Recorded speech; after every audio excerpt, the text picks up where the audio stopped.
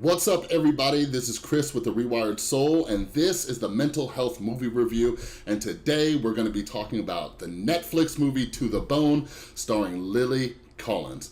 And in these videos, we're going to be talking about movies that depict mental illness, and then break it down and see, are they accurate or are they not? So stay tuned. And product under control.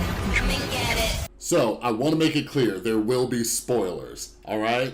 But in a nutshell, To the Bone is a movie about a young lady. Her name is Ellen, and she struggles with anorexia. The movie starts off with her getting kicked out or discharged from one treatment facility and her family not knowing what to do, so they send her to a new one. The first thing I want to talk about is all of the outrage that was out there before this movie came out. As soon as the movie was even announced or the trailer came out, people were just furious that they were talking about anorexia. And the same thing happened with 13 Reasons Why before it came out. I will make it clear I have not seen 13 Reasons Why. That's on my list, but it's a lot longer. But anyways, here's my thing. You can't be outraged about something before it comes out. We need to start increasing awareness about mental illness and different kind of disorders, like eating disorders, like anorexia. And they can't do that on a large scale if we're not showing it in movies and showing what it's really like. So one of the reasons why I'm doing these reviews is to see whether or not they did a good job showing this stuff. Now, obviously, as you can see by my physique, I am not anorexic.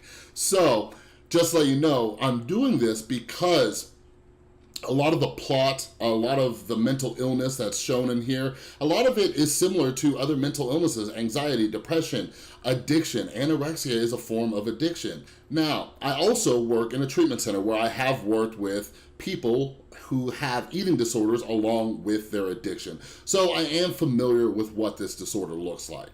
So the first character I'm going to talk about is this guy, Luke. So Ellen, the main character, played by Lily Collins, she ends up going into a recovery home. I am familiar with this situation because I actually got sober in a recovery home. Well, they call them sober livings. So in this recovery home, it's all women, and there's this one guy named Luke. Okay, that's a little weird. Now, just so you know, some of these recovery homes are co-ed, but if they are co-ed, I want to make it very clear that there is no fraternizing. They don't encourage relationships and things like that.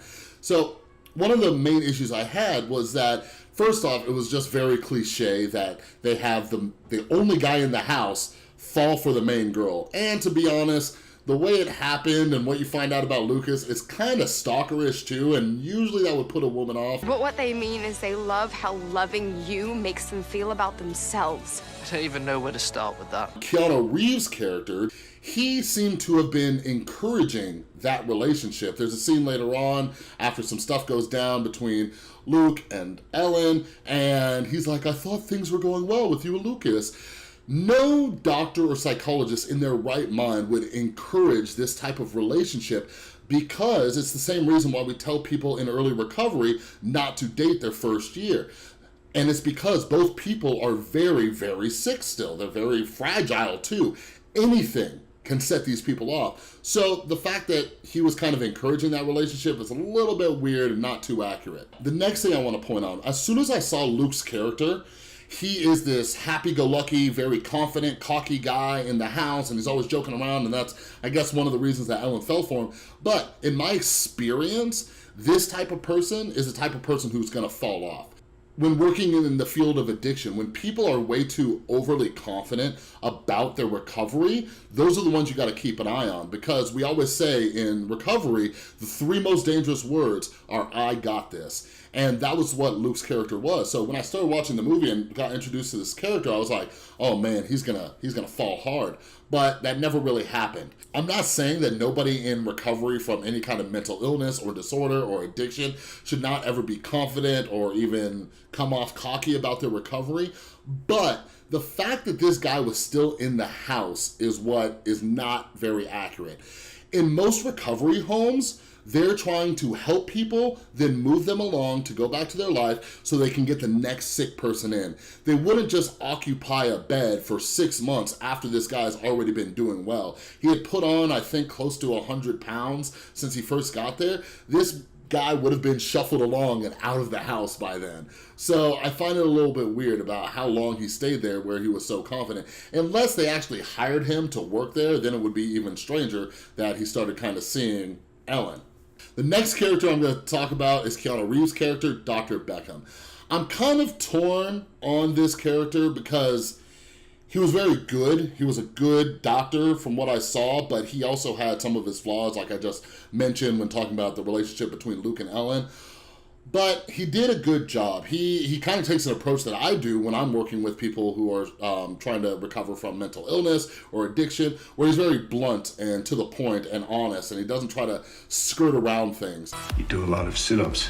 I'm not going to treat you if you aren't interested in living. Good speech. One of the things that was just kind of like, was he does a family therapy session. He does a very good job mediating it because Ellen's family is a little bit kooky. Not really kooky, but they're very toxic. There's a lot of arguing. She has separated parents. They've been divorced. Her mom is a lesbian now and has a new wife. And there was a lot of arguing. That was very accurate. A lot of family sessions, end up like that. Not all of them, but a lot of them do when there's a lot of toxicity within the family. And Keanu Reeves' character did a good job mediating that. Now, one of the parts I had an issue with was, he was fueling Ellen's fire by agreeing with her and telling her, like, your family's messed up. And it's kind of yes and no. So he met Ellen where she was at and agreeing with her, like, your family's toxic, but a good therapist, psychologist, whoever's working with this person struggling with a disorder is going to try to talk to them and teach them how to overcome these issues and learn to accept their family for what they are, because chances are they're not going to change. So I felt that they should have showed that a little bit more. That's just part of what I do. I always talk about focusing on the solution rather than just talking about the problem. So we should have given her tips and advice on how to do that. Now, one of the things that I really did like about this movie was there's a point towards the end where Ellen, freaks out at the house and she takes off and runs away and takes a bus to her mom's house. And Dr. Beckham calls her mom to see if Ellen's okay. And the mom tells Ellen that over dinner, and you kind of see Ellen like, what? Like, she realized that this doctor actually cares about her well-being.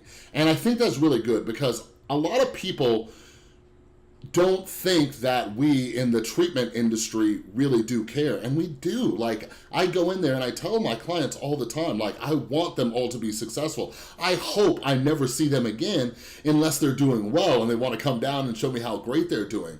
I hope that they don't come back. I hope that they get this thing and they actually move on. So it was good that Ellen was able to see that her doctor actually did care about her well-being. Last, we'll talk about Ellen, the main character, played by Lily Collins. Lily Collins did an amazing job, but the character was very poorly written. So welcome to our new house member, Ellen. Hi. So for what she was working with, she did a great job. In these movies, anything depicting mental health, I think it's important to really uncover what led to this person's disorder or their addiction or their mental illness. I think that's important because something that I constantly talk to my clients about is that, they need to hear a variety of stories, because people really need to realize that mental illness, these types of disorders, they can happen to anybody. And they might start off small, but then they kind of snowball out of control. And they never really discuss that with Ellen. One of the main issues I had was that they had this whole side plot thing. Ellen's an artist, and she drew a picture of an anorexic girl, and she had a Tumblr account, and some young lady really loved Ellen's artwork, saw this picture, and she ended up writing a note to Ellen and committing suicide, and Ellen held a lot of guilt for it. But it was kind of just a pointless side plot because Ellen was already anorexic before that ordeal happened.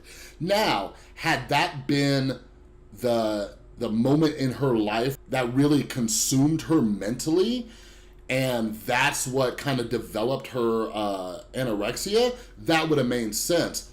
but it just seemed like it was just some kind of side plot that really didn't even need to be there. It was trying to give the character a little bit more depth and why she's so dark and disturbed, but they never really talked about the origin of how all this stuff happened. You get a little piece like here and there, like her family's kind of messed up, but they didn't really like come out and like, we don't really discover that's what the issue is. So I'm pretty much just guessing, and I'll give them the benefit of the doubt. One of the biggest issues I had was towards the end, the bottle feeding scene. So if you've seen this movie and you're watching this review, you know what I'm talking about, which is, it was just completely ridiculous. It was completely ridiculous.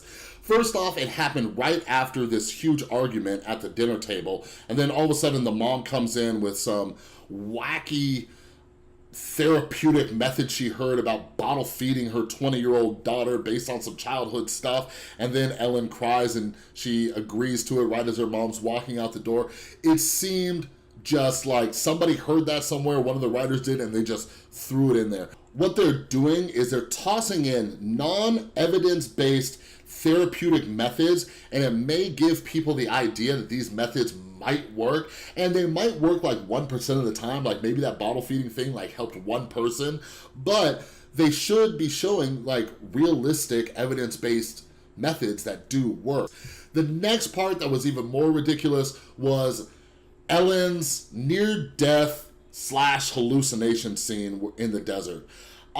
It seemed like they were really just trying to throw in a plot point that would give Ellen a reason to go back to the recovery home. My issue is that they could have shown Ellen's rock bottom in a million other better ways rather than her wandering out to the desert, passing out and hallucinating. I feel like they could have shown her maybe ending up in the hospital, or her family just completely separating from her, which was, it felt like they were gonna do that multiple times, but they never did, which is also kind of accurate because families often don't do that.